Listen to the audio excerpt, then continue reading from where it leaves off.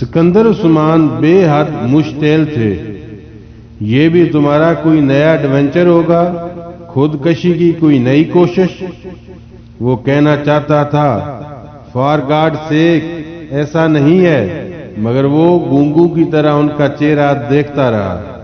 मैं क्या कहूं डॉक्टर से कि उसको आदत है ऐसे तमाशू और ऐसी हरकतों की, ये पैदा ही इन कामों के लिए हुआ है। सलार ने सिकंदर उस्मान को कभी इस हद तक मुश्तैल नहीं देखा था। शायद वो वाकई अब उससे तंग आ चुके थे। तैयबा खामोशी से पास खड़ी थी। हर साल एक नया तमाशा, एक नई मुसीबत। आखिर तुम्हें पैदा करके क्या गुनाह कर बैठे हैं हम। सिकंदर उस्मान को यकीन था ये भी इसके किसी नए एडवेंचर का हिस्सा था। जो लड़का 4 बार खुद को मारने की कोशिश कर सकता था, उसके हाथ पांव पर मौजूद इन जख्मों को कोई डकैती करार नहीं दे सकता था। वो भी इस सूरत में जब इस वाक़े का कोई गवाह नहीं था। सलार को शेर आया वाली कहानी याद आई। बाद कहानियां वाकई सच्ची होती हैं। वो बार बार झूठ बोलकर अब अपना एतबार गंवा चुका था। शायद वो सब कुछ ही गंवा चुका था, अपनी इज्जत, खुद इत्मादी, गरूर, फख्र, हर चीज वो किसी पाताल में पहुंच गया था। कोई नया ड्रामा किए बड़े दिन गुजर गए थे तुम्हें, तो तुमने सोचा माँ बाप को महरूम क्यों रखूं, इन्हें ख्वार और जलील किए बड़ा अरसा हो गया है, अब नई तकलीफ देनी चाहिए। हो सकता है सिकंदर ये ठीक कह रहा हो, आप पुलिस को गाड़ी के बारे में इतला तो दें। अब तैयबा राइटिंग पैड पर लिखी हुई तहरीर पढ़ने के बाद सिकंदर से कह रही थी, ये ठीक कह रहा है, कभी आज तक ठीक कहा है इसने। मुझे इस बकवास के एक लफ्ज पर भी यकीन नहीं है।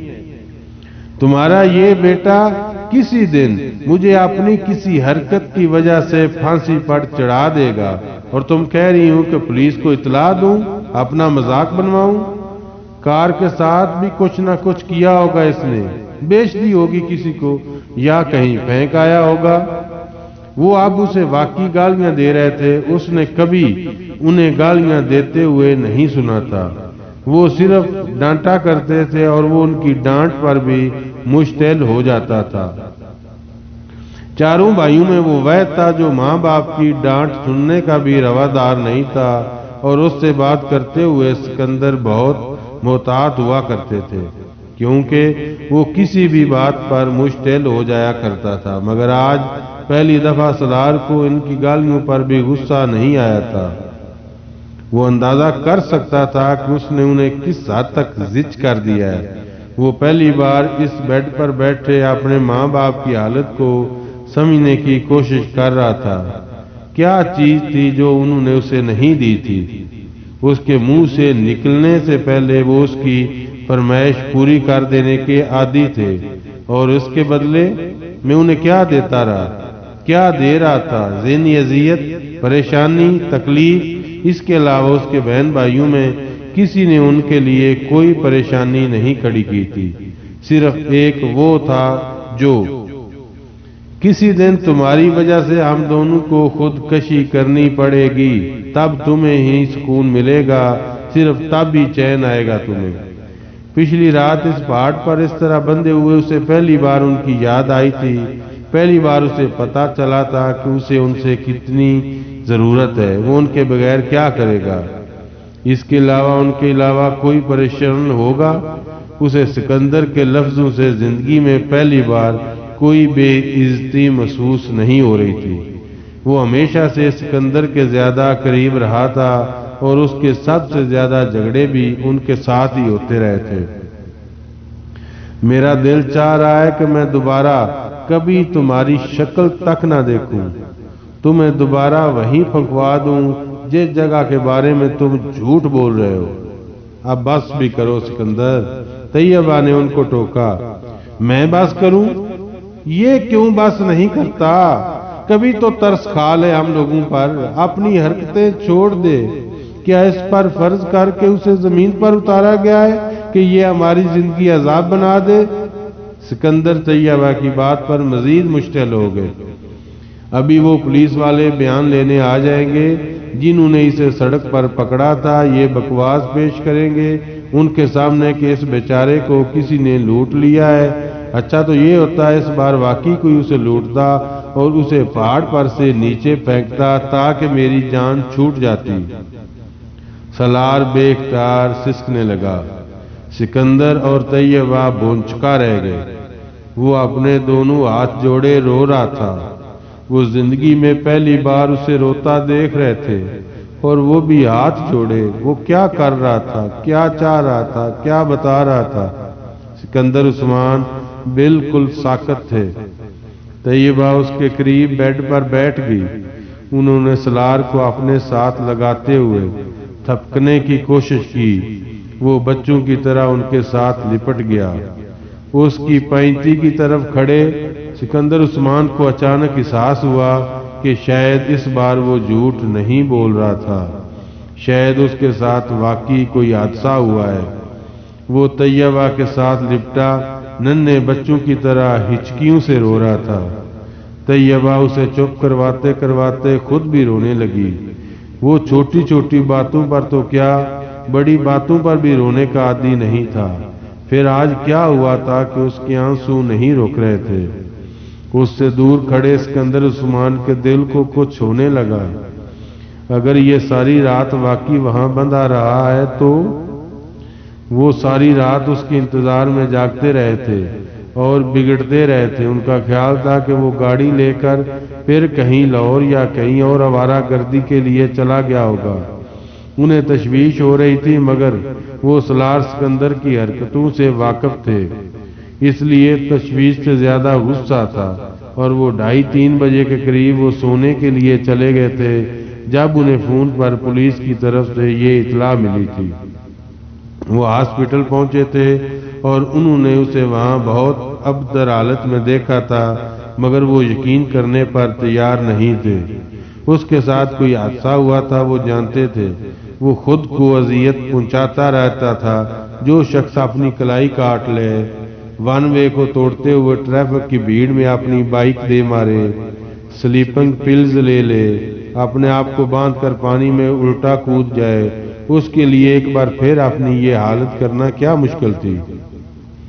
اس کا جسم کیڑوں کے کاٹنے کے نشانات سے جگہ جگہ بھرا ہوا تھا، بعض جگہوں پر نیلاٹ تھی۔ اس کے پیر بھی بری طرح سے زخمی تھے، ہاتھوں کی کلائیوں، گردن اور پشت کا بھی یہی حال تھا، اور اس کے جبڑوں پر بھی خراشیں پڑی ہوئی تھیں۔ اس کے باوجود سکندر عثمان کو یقین تھا کہ یہ سب کچھ اس کی اپنی کارستانی ہو گئی۔ شاید اس وقت وہ بولنے کے قابل ہوتا اور وضاحتیں پیش کرتا تو وہ کبھی بھی اس پر یقین نہ کرتے، مگر اسے اس طرح ہچکیوں کے ساتھ روتے دیکھ کر انہیں یقین آنے لگا کہ وہ سچ کہہ رہا تھا۔ وہ کمرے سے باہر نکل گئے اور انہوں نے موبائل پر پولیس سے رابطہ کیا۔ 1 گھنٹے کے بعد انہیں پتہ چل گیا کہ سرخ رنگ کی ایک سپورٹس کار پہلے ہی پکڑی جا چکی ہے اور اس کے ساتھ 2 لڑکے بھی۔ پولیس نے انہیں ایک معمول کی چیکنگ کے دوران لائسنس اور گاڑی کے کاغذات نہ ہونے پر گھبرا جانے پر پکڑا تھا۔ انہوں نے ابھی تک یہ نہیں بتایا تھا کہ انہوں نے گاڑی کہیں سے چھینی تھی، وہ صرف یہی کہتے رہے کہ وہ گاڑی انہیں کہیں ملی تھی، اور وہ صرف شوق اور تجسس سے مجبور ہو کر چلانے لگے۔ چونکہ پولیس کے پاس ابھی تک کسی گاڑی کی FIR بھی درج نہیں کروائی گئی تھی، اس لیے ان کے بیان کی تصدیق مشکل ہو گئی تھی۔ مگر سکندر عثمان کی FIR کے کچھ دیر بعد انہیں کار کے بارے میں پتہ چل گیا تھا۔ اب وہ صحیح معنوں میں سالار کے بارے میں تشویش کا شکار ہوئے تھے۔ سکندر اور طیبہ سالار کو اس رات واپس نہیں لے کر آئے۔ وہ اس رات ہاسپٹل میں ہی رہا۔ اگلے دن اس کے جسم کا درد اور سوجن میں کافی کمی واقع ہو چکی تھی۔ وہ دونوں 11 بجے کے قریب اسے گھر لے آئے۔ اس سے پہلے پولیس کے 2 اہلکاروں نے اس سے ایک لمبا چوڑا تحریری بیان لیا تھا۔ سکندر اور طیبہ کے ساتھ اپنے کمرے میں داخل ہوتے ہوئے پہلی بار اس نے اپنی کھڑکیوں پر لگی ہوئی مختلف ماڈلز کی ان نیوڈ تصویروں کو دیکھا اسے بے اختیار شرم آئی۔ طیبہ اور سکندر بہت بار اس کمرے میں آتے رہے تھے اور وہ تصویریں ان کے لیے کوئی نئی یا قابل اعتراض چیز نہیں تھیں۔ تم اب آرام کرو، میں نے تمہارے فریج میں پھل اور جوس رکھوا دیا ہے، بھوک لگے تو نکال کر کھا لینا، پھر ملازم کو بلوا لینا، وہ نکال دے گا۔ طیبہ نے اس سے کہا۔ وہ اپنے بیڈ پر لیٹا ہوا تھا۔ وہ دونوں کچھ دیر اس کے پاس رہے، پھر کھڑکی کے پردے برابر کر کے اسے سونے کی تاکید کرتے ہوئے چلے گئے۔ وہ ان کے بغیر نکلتے ہی اٹھ کر بیٹھ گیا۔ اس نے کمرے کے دروازے کو اندر سے لاک کیا، کھڑکیوں کے پردے ہٹا کر اس نے بہت تیزی سے ان پر لگی ہوئی تمام تصویروں کو اتارنا شروع کر دیا۔ پوسٹر، تصویریں، کٹ آؤٹ، اس نے چند منٹ میں پورا کمرہ صاف کر دیا۔ واش روم میں جا کر اس نے اپنے باتھ ٹب میں انہیں پھینک دیا۔ واش روم کی لائٹ جلانے پر اس کی نظر اپنے چہرے پر پڑی تھی۔ وہ بری طرح سوجا ہوا اور نیلا ہو رہا تھا، ایسے ہی چہرے کی توقع کر رہا تھا۔ وہ ایک بار پھر واش روم سے نکل آیا۔ اس کے کمرے میں اور بہت سے میگزین پڑے ہوئے تھے، وہ انہیں اٹھا لایا۔ اس نے انہیں بھی باتھ ٹب میں پھینک دیا۔ پھر وہ باری باری اپنے ریک میں پڑی ہوئی ویڈیو اٹھا کر اس سے ٹیپ نکالنے لگا۔ آدھے گھنٹے کے اندر اس کارپیٹ ٹیپ کے ڈھیر سے بھرا پڑا ہوا تھا۔ اس نے وہاں موجود تمام ویڈیوز کو ضائع کر دیا اور ٹیپ کے اس ڈھیر کو اٹھا کر باتھ ٹب میں پھینک دیا اور لیٹر کے ساتھ اس نے انہیں آگ لگا دی۔ ایک چنگاری بھڑکی تھی اور تصویروں ٹیپ کا وہ ڈھیر جلنے لگا تھا۔ اس نے ایگزاسٹ آن کر دیا، باتھ روم کی کھڑکیاں کھول دیں۔ وہ اس ڈھیر کو اس لیے جلا رہا تھا کیونکہ وہ اس آگ سے بچنا چاہتا تھا جو دوزخ میں اسے اپنی لپیٹوں میں لے لیتی۔ آگ کی لپیٹ تصویروں اور ٹیپ کے اس ڈھیر کو کھا رہی تھی، یوں جیسے وہ صرف آگ کے لیے ہی بنائی گئی تھی۔ وہ پلکیں جھپکائے بغیر باتھ ٹب میں آگ کے اس ڈھیر کو دیکھ رہا تھا، یوں جیسے وہ اس وقت کسی دوزخ کے کنارے کھڑا تھا۔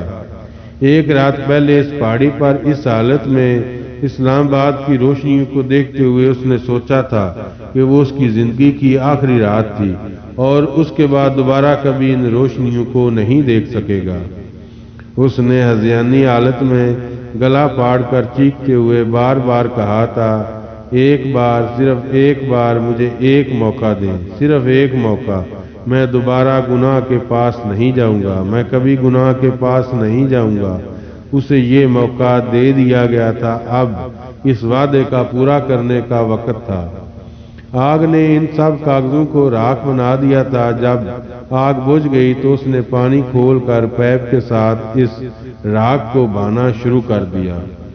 سلار پلٹ کر دوبارہ واش بیسن کے سامنے آ کھڑا ہو گیا۔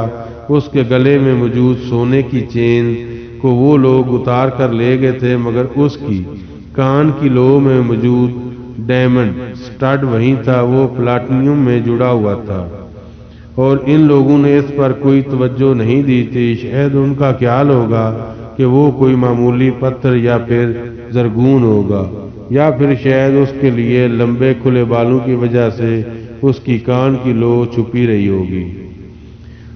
وہ کچھ دیر آئینے میں خود کو دیکھتا رہا، پھر اس نے کان کی لو میں موجود وہ سٹڈ اٹھا کر واش بیسن کے پاس رکھ دیا۔ شیونگ کٹ میں موجود کلپر اس نے نکالا اور اپنے بال کاٹنے لگا، بڑی بے رحمی اور بے دردی کے ساتھ۔ واش بیسن میں بہتا ہوا پانی ان بالوں کو اپنے ساتھ بہا کر لے جا رہا تھا۔ ریزر نکال کر اس نے شیو کرنی شروع کر دی، وہ جیسے اپنی تمام نشانیوں سے پیچھا چھڑا رہا تھا۔ شیو کرنے کے بعد اس نے اپنے کپڑے نکالے، اپنے ہاتھوں پر بندھی پٹیاں کھولیں اور شاور کے نیچے جا کر کھڑا ہو گیا۔ وہ پورا ایک گھنٹہ اپنے پورے جسم کے ایک ایک حصے کو کلمہ پڑھ پڑھ کر صاف کرتا رہا، یوں جیسے وہ آج پہلی بار اسلام سے متعارف ہوا ہو، پہلی بار مسلمان ہوا ہو۔ واش روم سے باہر آ کر اس نے فریج میں رکھے سیب کے چند ٹکڑے کھائے اور پھر سونے کے لیے لیٹ گیا۔ दोबारा उसकी आंख अलार्म से खुली जिसे उसने सोने से पहले लगा दिया था। 2 बज रहे थे। माय गॉड सलार, ये अपने बालों को क्या किया तुमने? तैयबा उसे देखते ही कुछ देर के लिए भूल गई कि वो बोलने के काबिल नहीं था। सलार ने अपनी जेब से एक कागज निकालकर उनके सामने रख दिया। मैं मार्केट जाना चाहता हूँ, इस पर लिखा हुआ था। किस लिए? तैयबा ने उसे हैरानी से देखा। तुम अभी ठीक नहीं हुए हो, कुछ घंटे तुम्हें हॉस्पिटल से आए और तुम एक बार फिर आवारागर्दी के लिए निकलना चाहते हो? तैयबा ने उसे कदरे नरम आवाज में झिड़का। मम्मी, मैं कुछ किताबें खरीदना चाहता हूँ, सलार ने एक बार फिर कागज पर लिखा। मैं आवारागर्दी करने के लिए नहीं जा रहा। तैयबा कुछ देर उसे देखती रही। तुम ड्राइवर के साथ चले जाओ। वो जिस वक्त मार्केट की पार्किंग में गाड़ी से उतरा शाम हो चुकी थी।